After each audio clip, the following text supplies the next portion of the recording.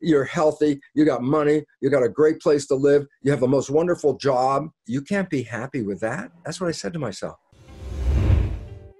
Bruce, so as you were talking about it, I just want to share something. I believe in extreme ownership. And the way I like to approach life is even if it starts raining, I try to, and it doesn't always happen because it's not easy, but I try to take responsibility for that.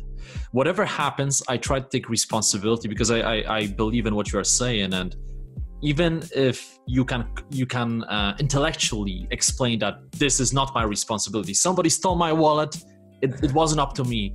If you believe that it is still your responsibility to some extent, then you regain the control. And I believe in that power. So, but then the question is, so everyone watching this, they're probably really sold on the idea. Okay, I get it. It makes perfect sense. I never thought about it. How do I do it? How do I fight? Because you have a couple of percent versus this massive amount of time spent in the subconscious. Yes. How do you rewire your brain? Well, as we just said, the first thing you have to do is say, what the heck are my programs? You don't have to fix a program if it works. The only one you want to fix is the one that doesn't work. So then you say, well, what are the programs? And I can already tell you, the things that don't work in your life that you desire to have in your life, and you are creating an effort and a struggle and a lot of work to make it happen. The reason why it's not working is because somewhere in the program, it doesn't support that conclusion. So this program does not allow you to have this. So the thing is, well, as long as I have this program, I'm never going to get this. And even if I get it, it's going to disappear if as soon as I let go of the control, it's going to disappear because the subconscious take it away. So the first thing is identify, well, where are you having trouble? And I say, whatever that destination is, that the thing you were looking for, whether it was a job, health, relationship, whatever, if that's where you're having a trouble, recognize this, the program is counter to that. It's the opposite. The program is the opposite. That's why this can't stay here, because this is going to 95% of the day create a different program, not the one you wanted. So I say, so if I have a trouble relationship, then basically my program for a relationship doesn't work very well. In my case, that was true. For 50 years, I was operating from the program of relationship that I downloaded from my parents, who had a really sucky relationship. It was so bad. And I was just manifesting it unconsciously until I started to change. Once I changed, now I have heaven on earth, a whole different game. And this was Bruce, how did you get into that realization though? I'm wondering. So when did that happen? Did you sit down and consciously ask yourself, why do I have issues in this area of my life? I'm trying to figure out the process that you use that people could replicate for getting that self-awareness. Yeah, well, let's start with what was my whole premise. I am the co-creator of my life. Well, if I'm the co-creator of my life, then how come I'm having a crap creation? And the first thing is stop looking outside, because that's our first effort. Bill does not see his behavior. So when it doesn't work for him, then he has to say, well, somebody else created this. I'm just a victim of this, okay? And so basically that's where we all stand. We're victims of things. Well, the moment you say victim, as we mentioned, that means you have no power. And I go, no, wait. If I understand that I am creating this, then I have to say, how can I uncreate this? I say, so what am I looking for? I want that to be the program, not the one that I have already. The one I'm working on. I want to have a great relationship. I want a great relationship. They fail. And then we want to blame, well, she did that, and she did that, and she did that, not looking at me going, I did that. Until I started to recognize it. In fact, it was a singular story in my personal life that profoundly changed it, in boom, just like that, okay? I was looking for relationships. I kept failing at them, okay? I end up in the Caribbean teaching at a medical school. The universe throws this into my lap. The perfect pickup line in the whole world is sort of like, hey, if you're not doing anything, you want to come and stay in my villa in the Caribbean and hang out? I have a villa on the beach, and I got my own place, and blah, blah, blah. And I still wasn't able to find anybody. But I kept looking, because I said, I need a relationship. I need a relationship.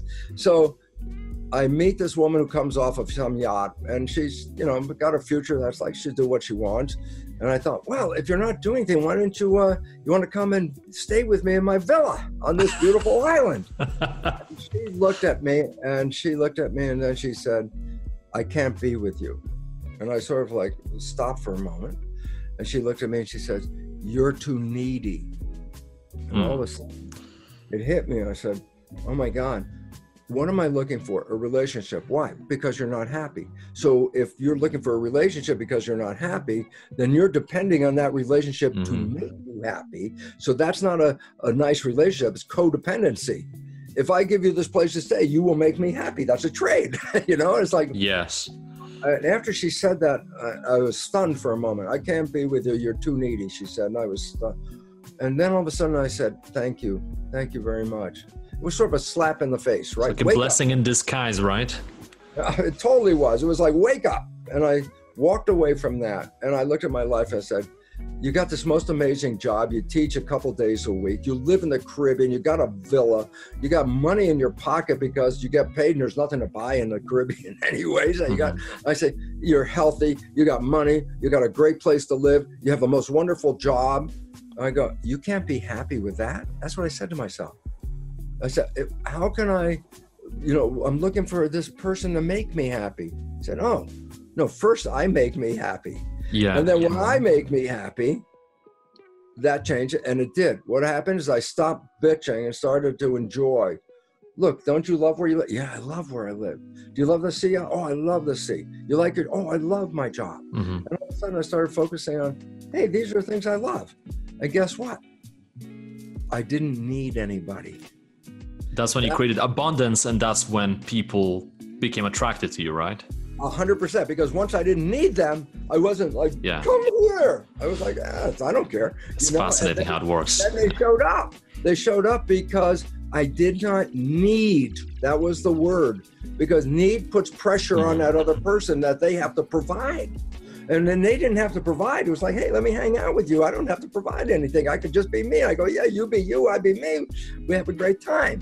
And that was the beginning of reprogramming a need for a relationship until I was happy with myself. And until that, once I was happy with myself and I didn't need a relationship, you should have seen how many opportunities showed up that were never there in my life before because the need part pushed them away. Wow, that is fascinating. So you're saying rather than trying to fill the void, right? But getting something because deep inside, secretly, you want to fill the void, something that you're lacking, coming from the position of abundance and saying to yourself, okay, what would I like to have in my life? And striving for it without feeling like you need it in order to become a complete human. Right. So you almost like you detach yourself from the outcome, even though you may try hard, but you detach yourself. Yeah, I'm not dependent on the outcome. I'm okay if it doesn't work. Why? I'm living alone, but I'm enjoying living alone. So I'm not like, oh, I'm alone, I need somebody. No, hey, I'm doing I live in a wonderful place. I got everything I want. Okay, so relationship, I don't need that now. Why? I'm happy. If somebody's here, that'd be fun. And if they're not here, I'm just happy anyway. It doesn't make any difference. So all of a sudden, that urgent need that makes you grab something and pull it in, that's where it goes wrong, because it didn't come in on its own. You pulled it in. And if you're not in the right place, that thing is going to go back out again by itself anyway. And that's why we make relationships, they break, and then we make another relationship, and then it breaks. I go, you were playing the same damn behavior over and over again. And once you change that, you are empowered. Now, I just mentioned the regard to empowerment of finding a relationship, but it applies to every level, whether it's a job, whether it's my health. I'm working real hard to stay healthy and it's not working. I'm working really hard. I go, why are you working so hard? Because somewhere program is taking away your health. And I say, so you're just feeding this program. And if that program is altered, then all of a sudden, then you have a different outcome. And that's the red pill. I have an opportunity to not play the damn program. When I'm not playing the program, I am creator. When I'm playing the program, I am habit. And so but 5% of the average person's life is how much they're the creator. 95% they're the habit. You know, and it's interesting because it's like, oh, this is new science. I go, it's new science, but it's interesting because the Jesuits, the Catholic order, for 400 years told their followers exactly this: be a child until it is 7 and I will show you the man. I go, what did they know? This is exactly what they knew. They couldn't explain it, but they knew it worked, right? Yeah, they knew that 7 years was programming, so give me the child for 7 years. And then they knew that 95% of the rest of that life is the program. So whatever I put in the first 7 years shapes the rest of that life. And that's, give me a child until it's 7, I'll show you the man, because whatever program that went in will be you when you grow up.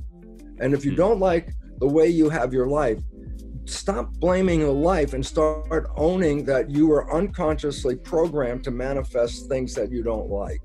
And that now, if you understand what the program is you want to change, then you have an opportunity to change it.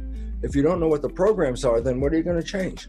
But the programs are in your face every day. That's because 95 is. So the issue is, can I change it? And the answer, of course you can change it. But then why do people say change is hard? And the answer is this: because the conscious mind and the subconscious mind, conscious mind creative, subconscious mind's habit, different functions, but they learn in different ways. The conscious mind is creative. I go, so what does that mean? I can learn from anything. Watch this podcast, watch a video, go to a lecture, read a self-help book. Even if I just go, aha, I have a new idea. I can change consciousness, it's creative. In contrast, subconscious is habit. I go, so why is it relevant? I say, well, if a habit changes so easily, then it's not a habit, is it? A habit is something, if you learn how to do it, you don't want it to change. I learned how to walk before I was 2. I'm still walking. I sure as heck don't want to change it. So the subconscious mind resists change as part of its function. Because if it changes willy-nilly, then your life it wouldn't work right anymore. So now the question is this: if you want to change the subconscious mind, can you do it the same way you change the conscious mind? I go, nope. No. You could read the book and you could take a quiz. Everything I just read in a self-help book, I take a quiz, I get 100 on the quiz. And I go, wow, you really know it. And I say, did your life change now that you've read the book? And it's just no, but I can get 100 on the quiz. I go, well, that's because your conscious mind was taking the quiz, but your subconscious mind didn't take the program. So now all of a sudden, this is the conclusion part of this most important thing. And that is, yes, it's difficult to change the subconscious mind because it doesn't want to change. I say, well, how do you change the subconscious mind? I say, how did it learn in the first place?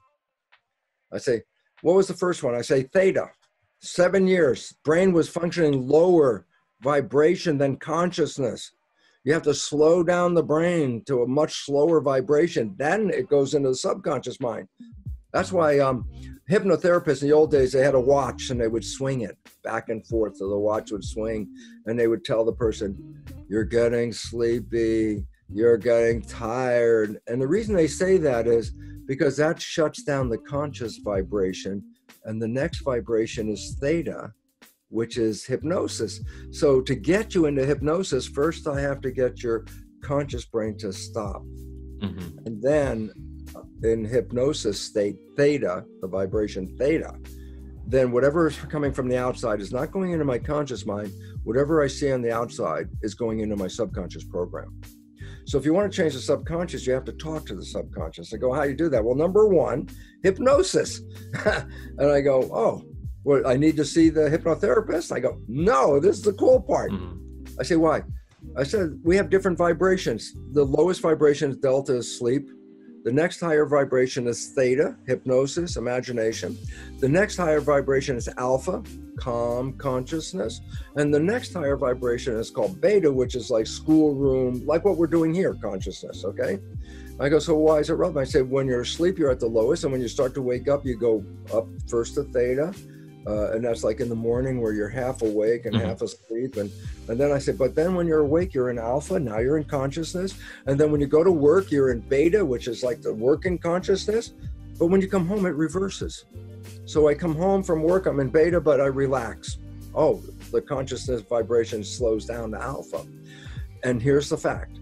The moment that the vibrations get a little lower than alpha, consciousness is now shut off for the night. You're sleeping.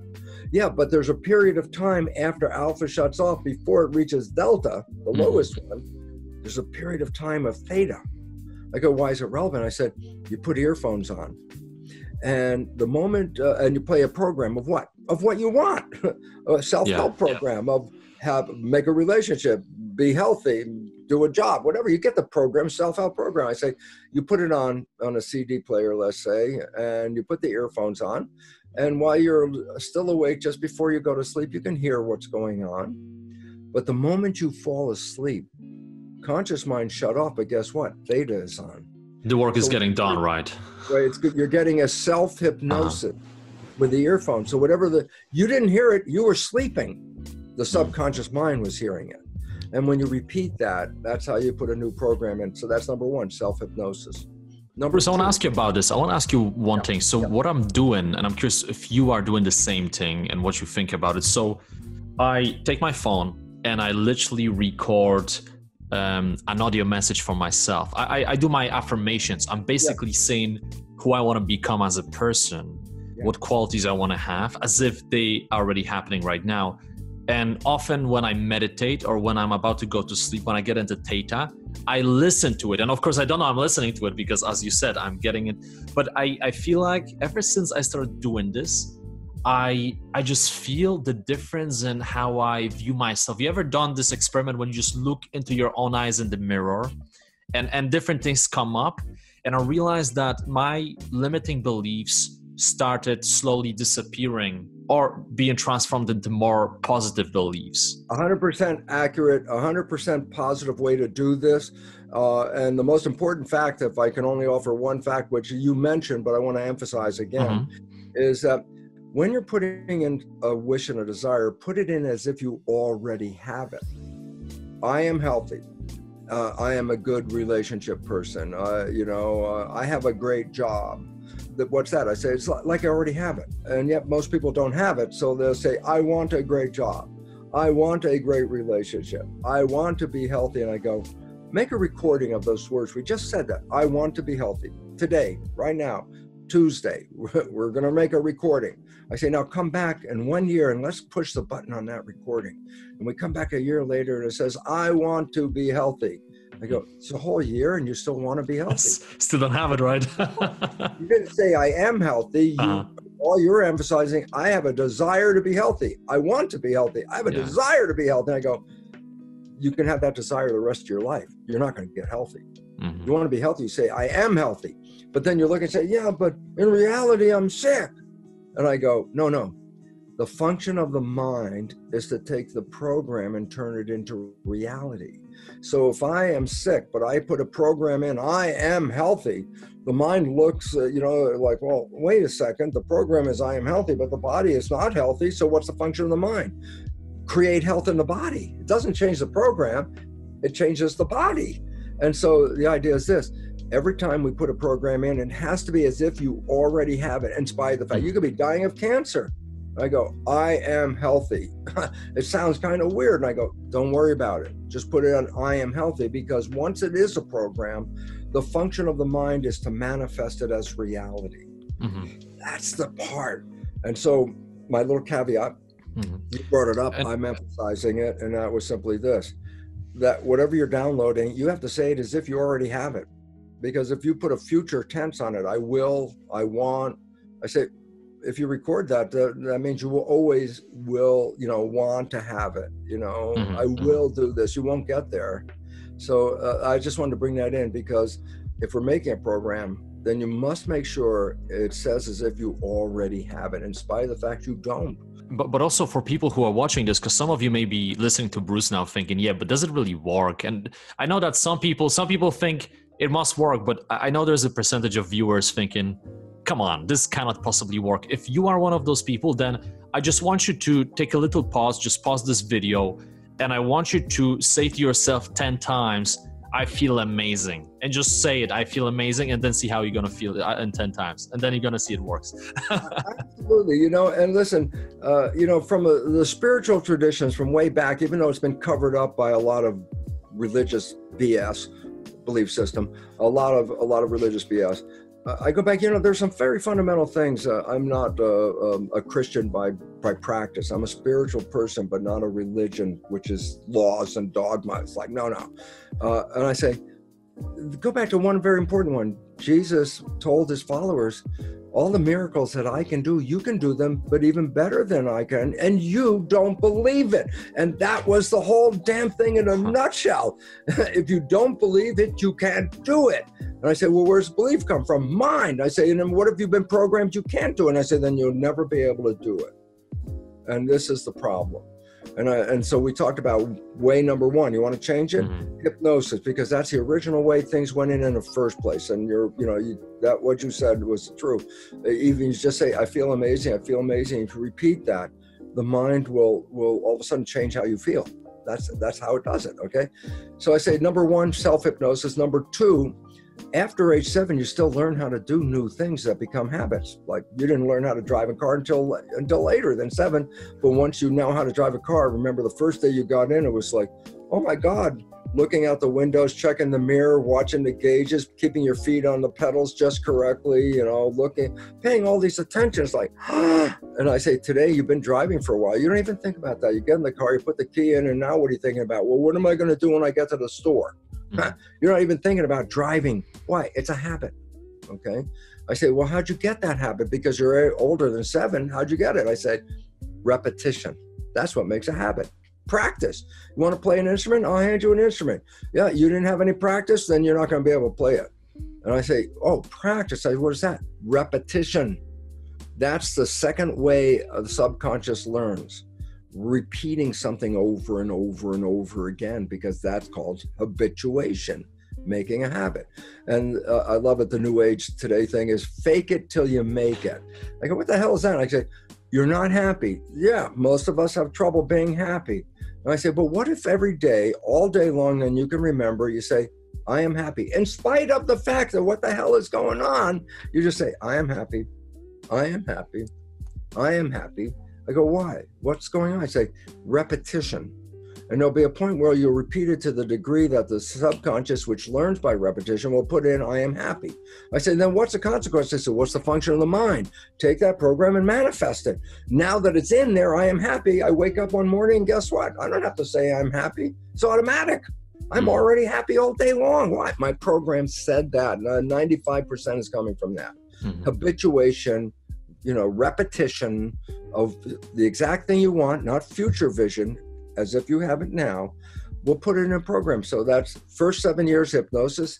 After 7 years, repetition, habituation is how you change it. A sticky note, people put that stuff on a mirror or someplace and they go, oh yeah, the little sticky note. And I go, that is not repetition. That's a suggestion. A repetition is a practice. You have to repeat things. You practice an instrument, you practice driving a car, you practice doing these things, and then it became real. Okay, so the first 2 things are hypnosis. Second thing is repetition. And thirdly, the most, effective is called energy psychology. And I go, what's energy psychology? And I go, it's called super learning. I go, so what the hell is super learning? I go, maybe you've seen somebody read a book by picking up a book and just moving their finger down the page, just like that, just as fast as that. And guess what? The subconscious mind, the supercomputer that it is, has read every word just by moving your finger down that, has read every word on that page. And a person using this super learning technique can go into a bookstore, open up a book, and 5 minutes later, by thumbing through each page, turn the page, turn the page, turn the page, they can read a whole book in 5 minutes. That's super learning. I say, if you can engage that function, you can also use super learning to create new programs, not in days or weeks, but you can create a new program in minutes. It's like, I go, absolutely. And it's so important. Why? Because there's an old phrase that's really critical. It's called necessity is the mother of invention. Mm-hmm. And I say, what's happening? We're facing a mass extinction due to human behavior that is compromising the web of life. Humans are creating this through our behavior, our culture. I say, you want to survive this whole, extinction event? Well, then you have to create something different. You have to change behavior. And so civilization is being called on to change behavior. I say, how fast? As fast as you can change it. Right now, yesterday. And so on my website, which is simple, brucelipton.com, under resources, I've listed maybe 25 different belief change, energy psychology modalities. They're all engaging one way or another the super learning process. You can read through that, very quick little description on each one, find one you like, look it up, and start to try it out, because it's a miracle of life that some of these processes that work, they all work, but depending on if they're working for you, that's why there's so many different ones. When it works, you can walk away 5 minutes later and have a completely different life. Come in, change the belief, 5, 10, 15 minutes. The harder part is identifying exactly the belief you want to put in. Once you have exactly the belief, it's a very short process to put it in. More work putting in, what the hell is it I need to be real in my life? Then that's where you make a belief statement. And then once you have that belief statement, then the process of installing it is very quick. And so there's about 25 different energy psychology modalities on that website. And they're profoundly important, because we shouldn't waste any time. What if you can just change tomorrow right away by just doing one of these? I say, is it real? I go, absolutely it is. I wouldn't have been able to write my book if I didn't change my subconscious program, which was sabotaging me from writing the book, because my subconscious said, if you write this book, guess what? You're going to lose respectability from all your colleagues, which I did. But there was a point when I rewrote the program and said, I don't care about that. I'm writing this book. I had to change my subconscious was saving my career. Bruce, if you write this book, your scientific colleagues are going to push you out, essentially. I go, okay, you want to take this on your career? Okay, I'm ready to do it. Change the program, and then the book came right out as soon as I did that. And all the other facts of why my last book, The Honeymoon Effect, is to me most exciting, is because my life was not honeymoon. My life was lots of struggles here and there. I'm very successful research scientist, but personal life sucked. It was really bad. And now it's like I had to write the Honeymoon Effect book, because what is it like to have a honeymoon every day of your life for the rest of your life? Well, that's the reality. It's not just a little period that happens for a few weeks and you feel overjoyed and great, and then it disappears. And so 3 ways of learning, to summarize very quickly: hypnosis, putting earphones on at night with a program you want to be true. Repetition, that's after age 7, that's the process of putting in new habits, okay? And energy psychology, which is like lightning change in the system. Just to clarify, so even when people go to your website, they try to reprogram their old programs. I still suppose it makes sense to revisit that, because, and I'm saying this because many people may think, well, hold on a second, so I can take 5 minutes and I can totally change my life, and that's all I need. And I think that's a really wonderful possibility, but the probability is this: are you going to hit the right statement? That is the one that you need to change your life. Okay, let's say someone's overweight, and they say in their mind, I am, a number they like. I am 125 pounds, and you're not. And I say, so I want to change my weight, and I put a program in, I'm going to lose weight. And I go, well, wait, that extra poundage, that might be due to protection. I go, what do you mean? I say, if I, as a young person, was abused, then the consciousness is, if I'm a heavy person, they won't bother me anymore. And so the weight isn't due to just eating food. The weight was actually due to I'm safer being heavy than I am. I say, well, if you want to change your weight, you can talk about the weight all you want, but until you adjust the problem from the fear, that I'm going to be abused, that's where the problem came from. It didn't come from eating food over here. So I say, well, you can change beliefs. Sometimes I like to give a visual. As a matter of fact, I visualize a big spider web, which has like circles and then lines coming out, like a web, okay? And so there are links as you go around. There's also anchors where the web is anchored at a couple of places. And I go, each belief is like a link in that spider web. And you can do one link and another link and another link. That really changes the spider web. But if you do a belief that is an anchor, and you change the anchor belief, and that anchor lets go, the web will collapse. That's powerful. And the point is this: sometimes a belief statement knocks out a link, but when you really hit it just right, you knock out a support. And when you knock out a major support, the whole web collapses instead of just a link at a time, which could take it down, but it's much harder that way. Alright, so if you are still watching this video, the chances are you really enjoyed it, and if that's the case, well, first of all, thank you for your time, but also make sure that you subscribe and click on that little bell notification button. The simple reason is that if you don't click on it, you may not get notified when I publish new videos. Once again, thank you so much and have an amazing day.